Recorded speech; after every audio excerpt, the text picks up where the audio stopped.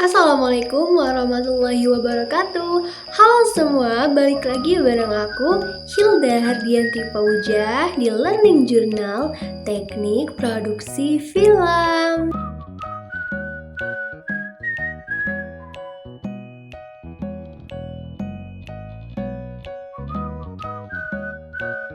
Oke, kali ini aku akan bahas pertemuan minggu lalu pada hari Rabu tanggal 13 September 2023. Nah, apa aja sih yang dibahas di minggu lalu? Nah, yang pertama itu kelompok 1 presentasi ke depan.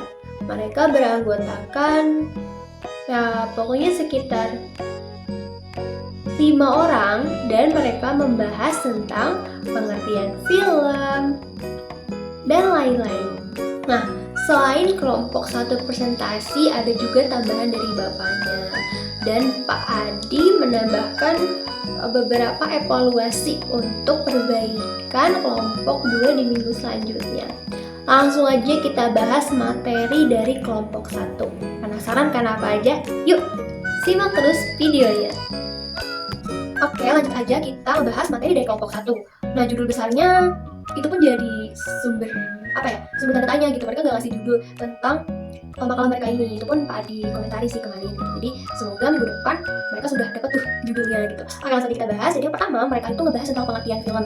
Nah, untuk pengertian film ini aku udah bahas ya di video aku sebelumnya. Jadi kalau teman-teman mau nonton bisa cek video aku sebelumnya. Nah, inti dari pengertian film adalah melukis gerak dengan cahaya dengan sebuah benda yang disebut dengan kamera. Oke, lanjut. Mereka ngebahas materi tentang poin kedua yang mereka sampaikan adalah film sebagai media komunikasi massa. Maksudnya apa sih film sebagai media komunikasi massa? Jadi, film itu adalah sebuah pesan yang ditampilkan kepada khalayak umum. Nah, jadi film itu sebagai komunikasi massa seperti di dalamnya ada penyampaian pesan, penyampaian moral, ataupun periklanan seperti menampilkan beberapa produk.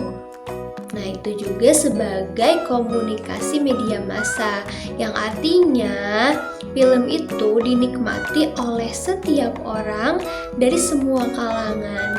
Nah, makanya disebut film sebagai komunikasi media massa.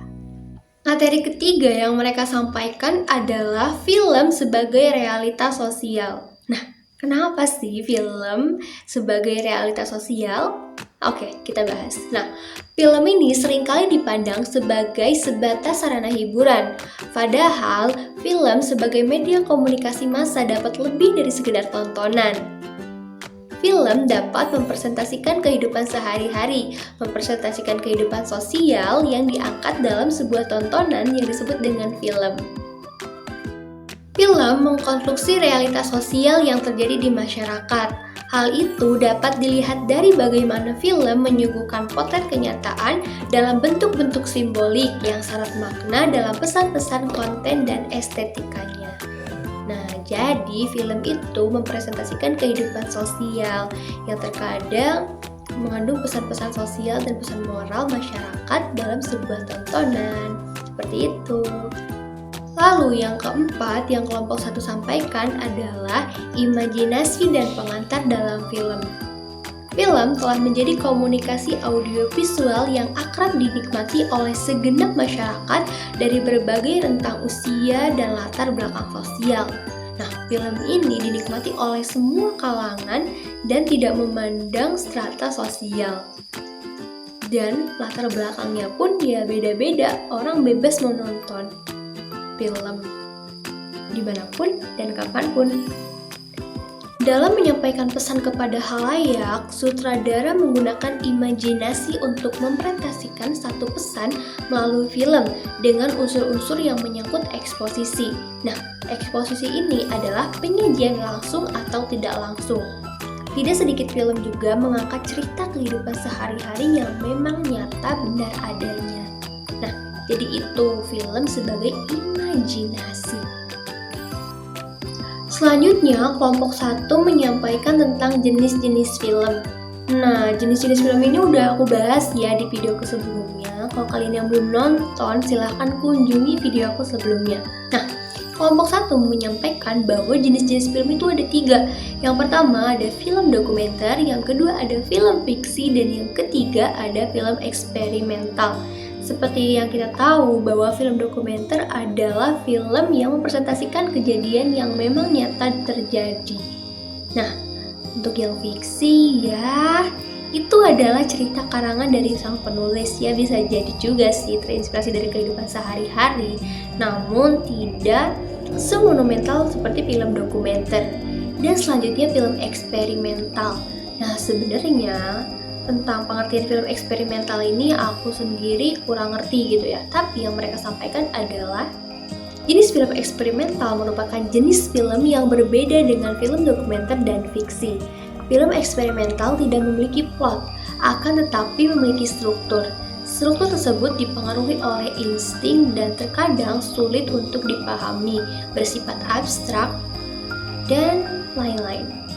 Yang ketiga yaitu film eksperimental. Jujur aku belum begitu memahami tentang film eksperimental ini, tetapi yang mereka tuliskan di makalah mereka dan mereka jelaskan saat presentasi adalah film eksperimental merupakan jenis film yang berbeda dengan film dokumenter dan juga film fiksi. Film eksperimental tidak memiliki plot, akan tetapi memiliki struktur. Struktur tersebut dipengaruhi oleh insting secara subjektif dari sineas. Insting tersebut dapat berupa gagasan, ide, emosi, serta pengalaman batin dari sineas itu sendiri. Film eksperimental dikatakan sebagai film yang abstrak karena film tersebut kadang sulit untuk dipahami. Nah, selanjutnya kelompok 1 ngebahas tentang perkembangan film di Indonesia. Nah, sebelum memasuki ke Indonesia, mereka ngebahas tentang sejarah film di dunia. Oke, kayak gini nih, sejarahnya dari makalah mereka. Oke, selanjutnya mereka ngebahas tentang perkembangan film di Indonesia. Sebelum membahas tentang perkembangan film Indonesia, mereka membahas sejarah film di dunia. Nah, jadi pada awal mulanya muncul film ini hanya sebuah gambar aja dan menggunakan kamera yang statis dan dibuat dari sinematiknya gitu. Ya namanya juga awal perkembangan pasti prosesnya ya seperti itu dulu sebelum muncul film-film keren pada zaman sekarang. Selanjutnya mereka ngebahas tentang sejarah film di Indonesia. Sejarah perkembangan perfilman di Indonesia juga gak kalah menarik dan memiliki perkembangan dari masa ke masa. Menguraikan perkembangan film dari masa ke masa. Yang pertama, tahun 1900 sampai 1920-an, film masuk ke Indonesia. Tahun 1929, produksi film pertama di Indonesia. Tahun 1955, pembentukan FFI. Yang keempat, dan jadi yang telah diuraikan oleh Stanley Bajabaran menunjukkan bahwa di Indonesia film pertama kali diperkenalkan pada 5 Desember 1900 di Batavia, yang sekarang dikenal sebagai Jakarta. Pada masa itu, film dikenal di Indonesia sebagai sebuah gambar ideal.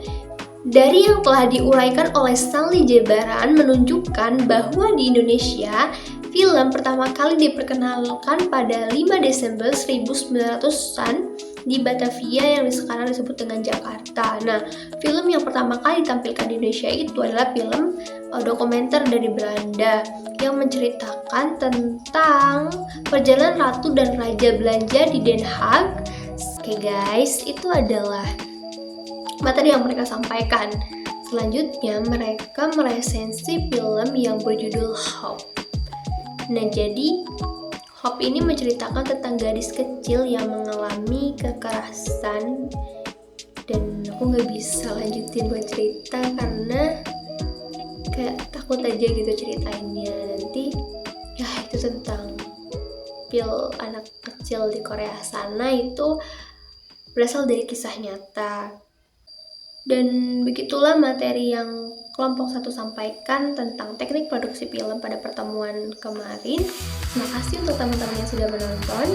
Terima kasih juga kepada Kak Adi yang sudah menonton untuk menilai.